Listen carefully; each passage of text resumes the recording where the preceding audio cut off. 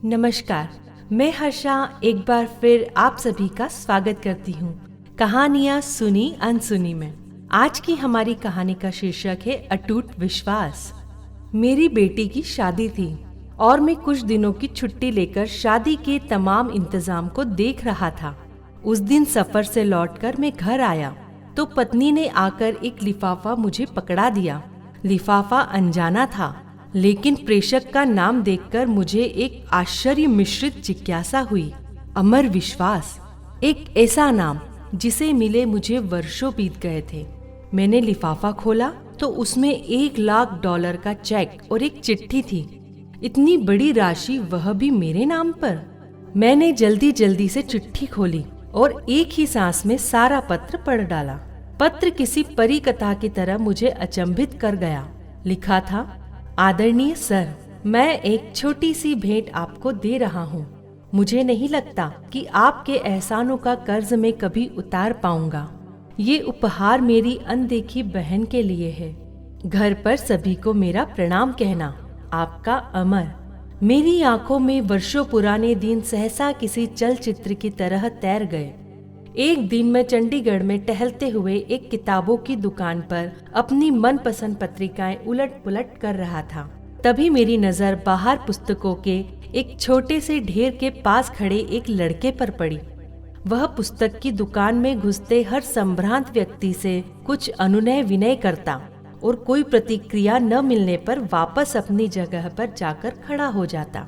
मैं काफी देर तक मूक दर्शक की तरह यह नजारा देखता रहा। पहली नजर में यह फुटपाथ पर दुकान लगाने वालों द्वारा की जाने वाली सामान्य सी व्यवस्था लगी, लेकिन उस लड़के के चेहरे की निराशा सामान्य नहीं थी। वह हर बार नई आशा के साथ अपनी कोशिश करता, फिर वही निराशा। मैं काफी देर तक उसे देखने के बाद अपनी उत्सुकता दबा नहीं पाया और उस लड़के के पास जाकर खड़ा हो गया। वह लड़का कुछ सामान्य सी विज्ञान की पुस्तकें बेच रहा था। मुझे देखकर उसमें फिर उम्मीद का संचार हुआ और बड़ी ऊर्जा के साथ उसने मुझे पुस्तकें दिखानी शुरू की। मैंने उस लड़के को ध्यान से देखा। साफ सुथरा, चेहरे पर आत्मविश्वास, लेकिन पहनावा बहुत ही साधारण। ठंड का मौसम था और वह केवल एक हल्का सा स्वेटर पहने हुए था। पुस्तकें मेरे किसी काम की नहीं थी, फिर भी मैंने जैसे किसी सम्मोहन में बंधकर उससे पूछा, बच्चे, ये सारी पुस्तकें कितने की हैं? उसने कहा, आप कितना दे सकते हैं सर? अरे कुछ तुमने तो सोचा होगा। लड़का थोड़ा निराश होकर बोला, आप जो दे देंगे। मैंने कहा, तुम्हें कितना चाहिए ये तो बताओ। उस लड़के ने अब यह समझना शुरू कर दिया कि मैं अपना समय उसके साथ गुजार रहा हूँ। वह लड़का कुछ कड़वाहट में बोला, 5,000 रुपए। इन पुस्तकों का कोई 500 भी दे दे तो बहुत है। मैं उसे दुखी नहीं करना चाहता था, फिर भी अनायास मुंह से निकल गया। अब उस लड़के का चेहरा देखने लायक था, जैसे ढेर सारी निराशा किसी ने उसके चेहरे पर उड़ेल दी हो। मुझे अब अपने कहे पर पछतावा हुआ। मैंने अपना एक हाथ उसके कंधे पर रखा और उससे सांत्वना भरे शब्दों में फिर पूछा, देखो बेटे, मुझे तुम पुस्तक बेचने वाले तो नहीं लगते। क्या बात है, साफ साफ बताओ कि क्या जरूरत है। वह लड़का तब जैसे फूट पड़ा। शायद काफी समय निराशा का उतार चढ़ाव अब उसके बर्दाश्त से बाहर था। सर, मैं 12th कर चुका हूँ। मेरे पिता एक छोटे से रेस्टोरेंट में काम करते हैं। मेरा मेडिकल में चयन हो चुका है। अब उसमें प्रवेश के लिए मुझे पैसों की जरूरत है। कुछ तो मेरे पिताजी देने के लिए तैयार हैं, कुछ का इंतजाम वे अभी नहीं कर सकते। लड़के ने एक ही सांस में अपनी सारी बात कह दी। मैंने मंत्र मुक्त होकर पूछा, तुम्हारा नाम क्या है? उसने कहा, अमर विश्वास। तुम विश्वास हो और दिल छोटा करते हो। कितना पैसा चाहिए? अब की बार उसके स्वर में दीनता थी। 5,000। अगर मैं तुम्हें यह रकम दे दूं तो क्या मुझे वापस कर पाओगे? इन पुस्तकों की इतनी कीमत तो है नहीं। इस बार मैंने थोड़ा हंसकर पूछा, सर, आपने ही तो कहा कि मैं विश्वास हूँ। आप मुझ पर विश्वास कर सकते हैं। मैं पिछले 4 दिन से यहाँ आता जाता हूँ। आप पहले आदमी हैं जिसने इतना पूछा। अगर पैसे का इंतजाम नहीं हो पाया तो मैं भी किसी होटल में आपको कप प्लेटें धोता हुआ मिलूंगा। उसके स्वर में अपने भविष्य के डूबने की आशंका थी। उसके स्वर में जाने क्या बात थी जो मेरे जहन में उसके लिए सहयोग की भावना तैरने लगी। मस्तिष्क उसे एक जालसाज से ज्यादा कुछ मानने को तैयार नहीं था, जबकि दिल में उसकी बात को स्वीकार करने का स्वर उठने लगा। आखिर में दिल जीत गया। मैंने अपने पर्स से 5,000 रुपए निकाले, उसे पकड़ा दिए, जिनको मैं शेयर मार्केट में निवेश करने की सोच रहा था। वैसे इतने रुपए तो मेरे लिए भी मायने रखते थे। न जाने किस मोह ने मुझसे वह पैसे निकलवा दिए। देखो बेटे, मैं नहीं जानता कि तुम्हारी बातों में, तुम्हारी इच्छा शक्ति में कितना दम है, लेकिन मेरा दिल कहता है कि तुम्हारी मदद करनी चाहिए, इसलिए कर रहा हूँ। तुमसे 4-5 साल छोटी मेरी बेटी भी है, मिनी। सोचूंगा उसके लिए ही कोई खिलौना खरीद लिया। मैंने पैसे अमर की तरफ बढ़ाते हुए कहा। अमर हतप्रभ था, शायद उसे यकीन नहीं आ रहा था। उसकी आंखों में आंसू तैर आए। उसने मेरे पैर छुए तो आंखों से निकली 2 बूंद मेरे पैरों को चूम गई। ये पुस्तकें मैं आपकी गाड़ी में रख दूं? कोई जरूरत नहीं, इन्हें तुम अपने पास रखो। यह मेरा कार्ड है, जब भी कोई जरूरत हो मुझे बताना। वह मूर्ति बनकर खड़ा रहा और मैंने उसका कंधा थपथपाया। कार स्टार्ट कर आगे बढ़ा दी। कार को चलाते हुए वह घटना मेरे दिमाग में घूम रही थी और मैं अपने खेले जुए के बारे में सोच रहा था, जिसमें अनिश्चितता ही ज्यादा थी।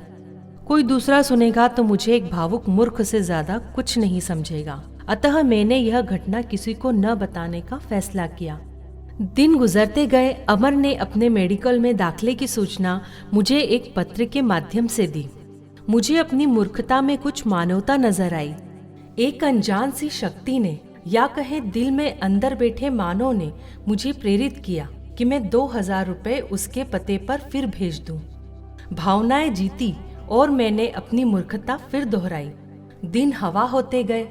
उसका संक्षिप्त सा पत्र आता जिसमें 4 लाइनें होती, 2 मेरे लिए, एक अपनी पढ़ाई पर और एक मिनी के लिए, जिसे वह अपनी बहन बोलता था।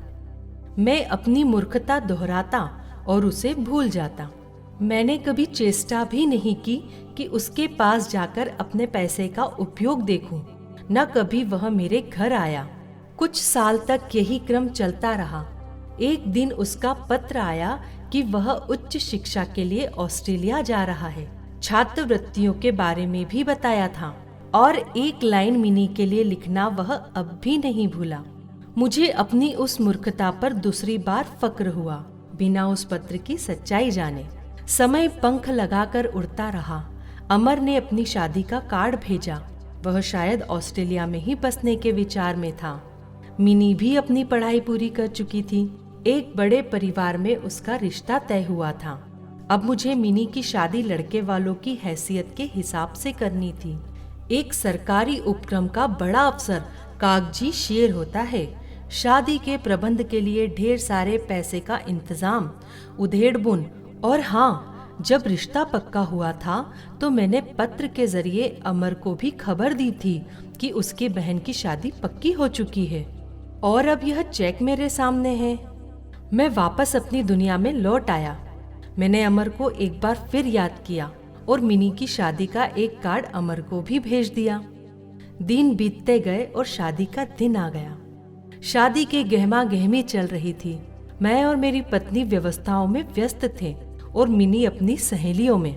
एक बड़ी सी गाड़ी पोर्च में आकर रुकी। एक संभ्रांत सी शख्सियत के लिए ड्राइवर ने गाड़ी का गेट खोला तो उस व्यक्ति के साथ उसकी पत्नी, जिसकी गोद में एक बच्चा भी था, गाड़ी से बाहर निकले। मैं अपने दरवाजे पर जाकर खड़ा हुआ तो लगा कि उस व्यक्ति को पहले कहीं देखा है। उसने आकर मेरी पत्नी और मेरे पैर छुए। सर, मैं अमर, वह बड़ी श्रद्धा से बोला। मेरी पत्नी अचंभित सी खड़ी थी। मैंने बड़े गर्व से उसे सीने से लगा लिया। उसका बेटा मेरी पत्नी की गोद में घर सा अनुभव कर रहा था। मिनी अब भी संशय में थी। तो मैंने मिनी और अपनी पत्नी को अमर के बारे में बताया था। अमर अपने साथ ढेर सारे उपहार लेकर आया था। मिनी को उसने बड़ी आत्मीयता से गले लगाया। मिनी भाई पाकर बड़ी खुश थी। अमर शादी में एक बड़े भाई की रस्म हर तरह से निभाने में लगा रहा। उसने न तो कोई बड़ी जिम्मेदारी मुझ पर डाली और न ही मेरे चाहते हुए भी मुझे एक पैसा खर्च करने दिया। उसके भारत प्रवास के दिन जैसे पंख लगाकर उड़ गए। इस बार अमर जब ऑस्ट्रेलिया वापस लौटा तो हवाई अड्डे पर उसको विदा करते हुए न केवल मेरी बल्कि मेरी पत्नी मिनी सभी की आंखें नम थी। हवाई जहाज ऊंचा और ऊंचा आकाश को छूता चला गया और उसी के साथ साथ मेरा विश्वास भी आसमान छू रहा था। मैं अपनी मूर्खता पर एक बार फिर गर्वित था और सोच रहा था कि इस नश्वर संसार को चलाने वाला और कोई नहीं, हमारा विश्वास है। निश्चित रूप से आपको मेरी आज की यह कहानी पसंद आई होगी और अगर पसंद आई है तो कमेंट बॉक्स में जरूर लिखें। लाइक और शेयर करना बिल्कुल ना भूलें और अगर अभी तक आपने हमारी चैनल सब्सक्राइब नहीं की है तो सब्सक्राइब जरूर कर लें। तो चलिए फिर मिलेंगे एक नई कहानी के साथ। तब तक मैं हर्षा आप सभी से विदा लेती हूँ।